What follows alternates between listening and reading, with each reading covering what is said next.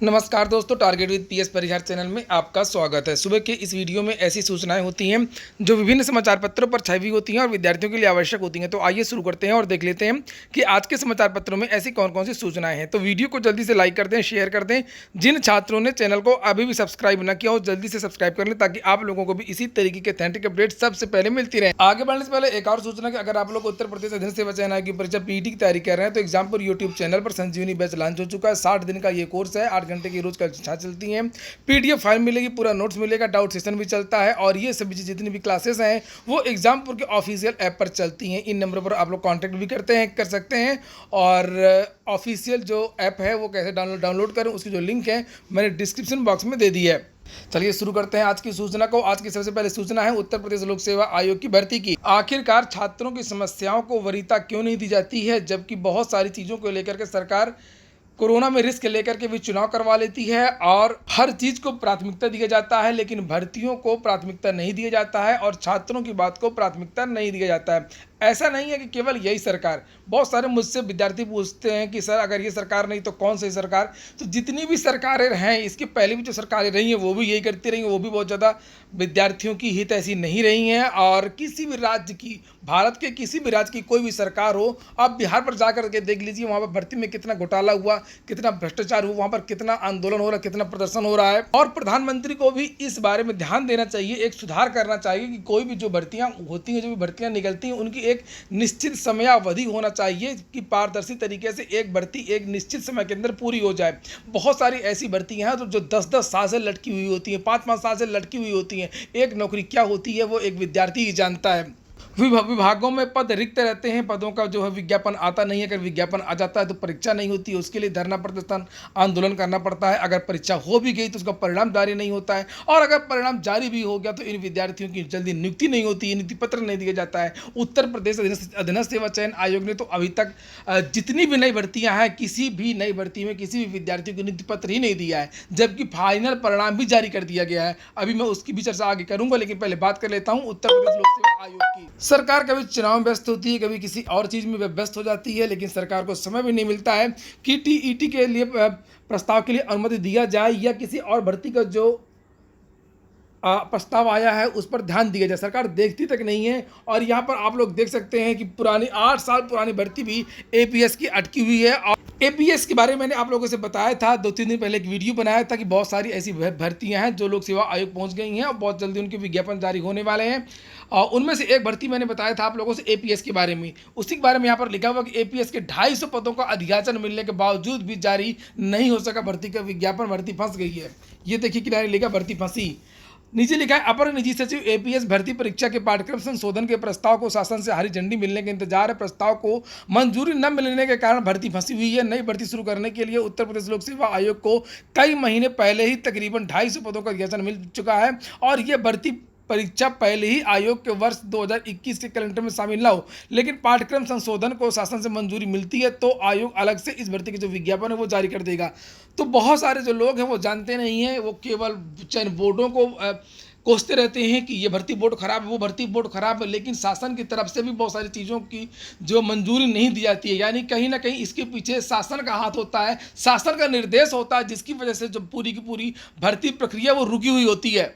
एक भर्ती नहीं है, इस तरीके की बहुत सारी भर्तियां हैं और इसी की मांग कई बार युवा मंच भी कर चुका है कि जितने भी विभाग उत्तर प्रदेश में खाली हैं सभी विभागों में सरकार ध्यान दे और तत्काल रिक्त पदों पर भर्ती का विज्ञापन जारी हो। ये एपीएस की ही 8 साल पुरानी भर्ती है जो अभी तक पूरी नहीं हो पाई है। देखिए यहाँ पर लिखा है यूपीपीएससी ने एपीएस भर्ती का पिछला विज्ञापन 2013 में जारी किया था, लेकिन यह भर्ती भी विवाद के कारण फंसी हुई है। एपीएस 2013 की भर्ती के तहत कई चरणों की परीक्षा हो चुकी है और उनका परिणाम भी जारी किया जा चुका है, लेकिन कंप्यूटर की परीक्षा अब तक नहीं हुई है। अभ्यर्थी मांग कर रहे हैं कि आयोग अपने स्तर से विवाद को दूर करके परीक्षा पूरी कराए। बहुत सारे विद्यार्थी ओवर एज हो रहे हैं और जहां पर उत्तर प्रदेश लोक सेवा आयोग में विद्यार्थियों का विश्वास जीतने के लिए कोई भी प्रयास नहीं किया जा रहा है, ना तो सही समय पर विद्यार्थियों को सूचना के अधिकार के तहत कोई जानकारी दी जाती है और ना ही वहां पर आयोग के कर्मचारियों के द्वारा कोई जानकारी दी जाती है। वहीं पर कुछ ऐसे भी राज्य हैं जो पारदर्शिता तरीके से भर्ती कर रहे हैं और विद्यार्थियों का दिल जीतने के लिए, विश्वास जीतने के लिए नए नए सुधार भी कर रहे हैं।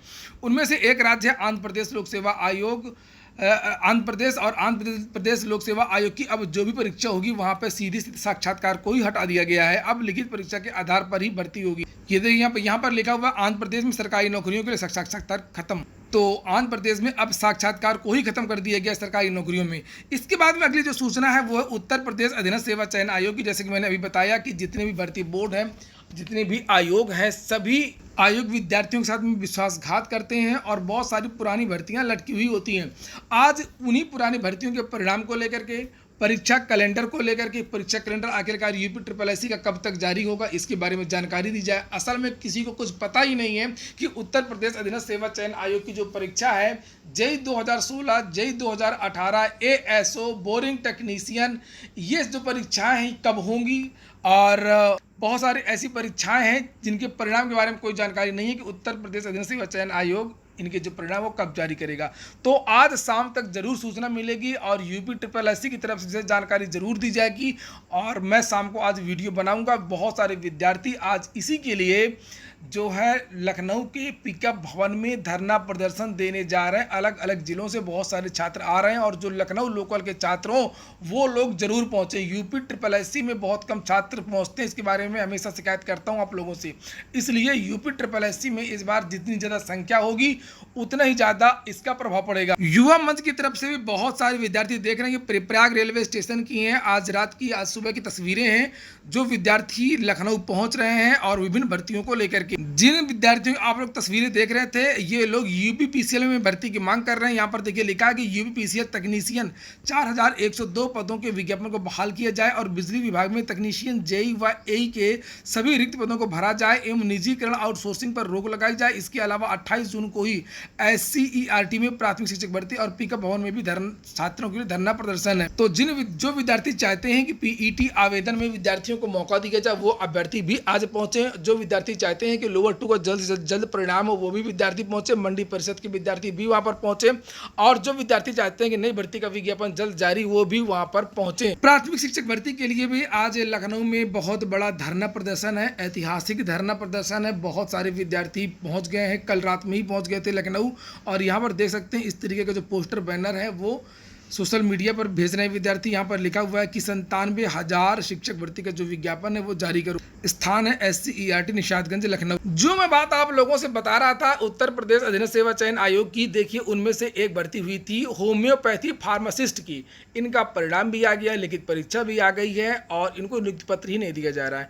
तो वो मैंने पहले भी आप लोगों से बताया था कि यूपी के द्वारा जो भी भर्तियां हुई हैं इस सरकार में सब की सब भर्तियां फंसी हुई हैं ज़्यादातर और किसी भी विद्यार्थी को नियुक्ति पत्र नहीं दिया गया है। जो भर्ती पूरी हो गई है या तो उस भर्ती को रद्द कर दिया गया है या उस भर्ती का अध्याचन वापस ले लिया गया है या उस भर्ती का नियुक्ति पत्र ही विद्यार्थियों को नहीं दिया गया। तो ये सोचने वाली बात है कि आखिरकार ऐसी कौन सी बात है कि सरकार जो है यूपी की भर्ती पर ध्यान नहीं देती है।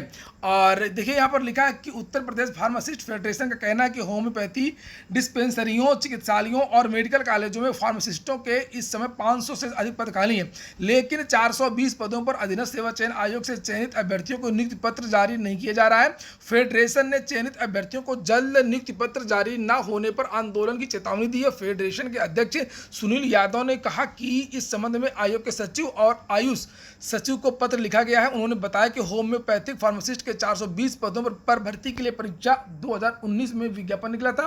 24 अक्टूबर को यह परीक्षा भी 2019 में और एक वर्ष से अधिक समय बीतने के बाद 17 दिसंबर 2020 को परिणाम भी जारी हो गया था। इसमें पास परीक्षार्थियों के सभी शैक्षणिक प्रपत्रों का परीक्षण भी आयोग ने कर लिया है, लेकिन इसके बाद भी चयन सूची जारी नहीं की गई है। तो ये यूपी की सभी भर्तियों में ऐसा हुआ है। ज़्यादातर जो भर्तियां मैंने हमेशा कहा विद्यार्थियों को नियुक्ति नहीं प्रदान की गई है। योगी सरकार के खिलाफ विद्यार्थियों की जो पीड़ा है वो केवल इसलिए नहीं है कि नई भर्ती का विज्ञापन जारी नहीं हो रहा है, पीड़ा इसलिए भी है कि सरकार आखिरकार शिक्षकों की भर्ती और जो पुलिस की 2 भर्ती हुई है, तो यह जो शिक्षा मित्रों का जो समायोजन रद्द हुआ था वो भर्ती, और उसके बाद में पहले पुलिस कांस्टेबलों की भर्ती। उसके अलावा आखिरकार जो साधारण विद्यार्थी होते हैं उनकी भर्तियों पर सरकार ध्यान क्यों नहीं देती है। अगली सूचना है दिल्ली से निकलने वाली एक भर्ती की। दिल्ली से लगातार भर्तियां निकल रही हैं, वो भी अध्यापकों की। अभी कुछ दिनों पहले भी माध्यमिक की जो भर्तियां हैं उसकी विज्ञापन आया था, और प्राइमरी टीचर का भी विज्ञापन आया था, और अब जो अगला विज्ञापन है वो एलटी का है। लिखा है दिल्ली में एलटी ग्रेड के 800 पदों पर भर्ती होगी। किन विषयों में होगी उसके बारे में लिखा है। हिंदी, अंग्रेजी, अर्थशास्त्र, गणित, राजनीति विज्ञान, रसायन विज्ञान, कॉमर्स, भूगोल, इतिहास, उर्दू, संस्कृत, भौतिकी, जीव विज्ञान, समाजशास्त्र, संगीत, फाइन आर्ट के लिए जो है पद सृजित किए गए हैं। दिल्ली के सरकारी स्कूलों में प्रवक्ता एलटी के 800 अतिरिक्त पदों पर भर्तियां होंगी। शिक्षा निदेशालय ने शैक्षणिक सत्र 2018-19 के पोस्ट फिक्सेशन के तहत 100 से अधिक स्कूलों में प्रवक्ताओं के यह पद सृजित किए हैं। इन पदों पर शिक्षकों की पदोन्नति, स्थानांतरण या नियुक्ति के माध्यम से तैनाती होगी। और उच्च माध्यमिक कक्षाओं की मजबूती के लिए शिक्षा निदेशालय ने हाल ही में 2 अहम फैसले लिए हैं। 16 सरकारी स्कूलों में नए संकाय शुरू करने के साथ ही 67 स्कूलों में नए विषय भी शुरू करने का निर्णय लिया। दिल्ली की जो भर्ती है उसको मैंने इसलिए इस वीडियो में रखा है कि जो दिल्ली ही एक ऐसा राज्य है जो सबसे ज़्यादा फेयर भर्तियाँ होती हैं, यानी कि वहाँ पर उत्तर प्रदेश के भी विद्यार्थी आवेदन कर सकते हैं, बिहार के विद्यार्थी भी आवेदन कर सकते हैं और योग्यता के आधार पर वहाँ पर चयन पा सकते हैं, जबकि अन्य राज्यों में बहुत सारे रूल बना दिए गए हैं, उनको रोक दिया गया है। इंजीनियर राम बहादुर पटेल, प्रदेश कार्यकारिणी सदस्य, युवा मंच। मित्रों, आप सभी को अवगत कराना है कि 28 जून को सुबह 9:30 बजे विद्युत सेवा आयोग लखनऊ में विद्युत सेवा आयोग के चेयरमैन से वार्ता है, जिसमें प्रमुख मांगे मार्च 2019 की 4102 तकनीशियन पदों की भर्ती को बहाली के लिए है। दूसरी प्रमुख मांगे ऊर्जा विभाग में TG2, जेई और एई के समस्त रिक्त पदों पर विज्ञापन जारी करें। एवं तीसरी प्रमुख मांगे विभाग में संविदा एवं आउटसोर्सिंग की प्रक्रिया पर तुरंत रोक लगाई जाए।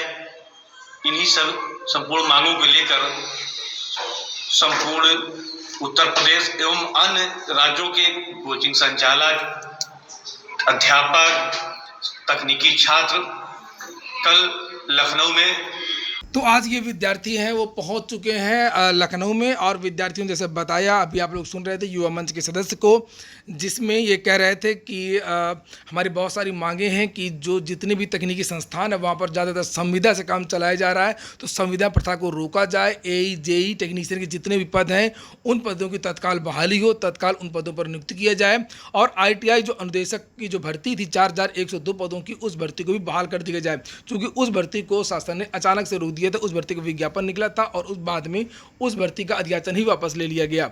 भारत समाचार पत्र में आप लोग देख सकते हैं कि 28 जून को प्रदेश भर से पहुंचेंगे बेरोजगार। नई शिक्षक भर्ती की मांग को लेकर के प्रदर्शन। प्रदेश के बेरोजगार अभ्यर्थी करेंगे प्रदर्शन। SCERT कार्यालय पर अभ्यर्थी करेंगे प्रदर्शन।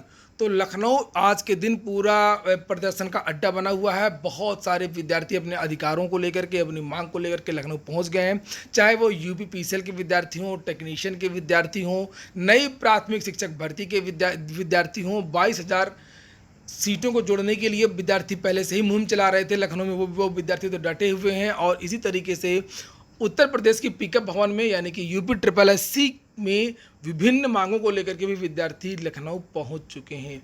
देखते हैं आज शाम को क्या क्या सूचनाएं आती हैं। जो भी सूचनाएं आएंगी वो आपको प्रदान की जाएंगी। ये हो गया आज का वीडियो अगर आपको अच्छा लगा हो तो लाइक कर दें। जिन छात्रों ने चैनल को सब्सक्राइब ना किया, सब्सक्राइब कर लें। पूरा वीडियो सुनने के लिए बहुत बहुत धन्यवाद।